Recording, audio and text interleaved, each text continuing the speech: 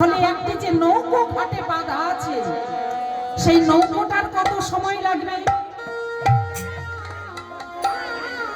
কিংবা ডবল লাগবে?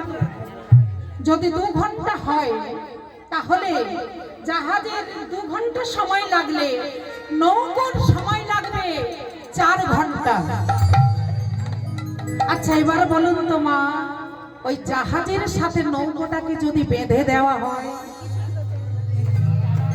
কত সময় লাগবে?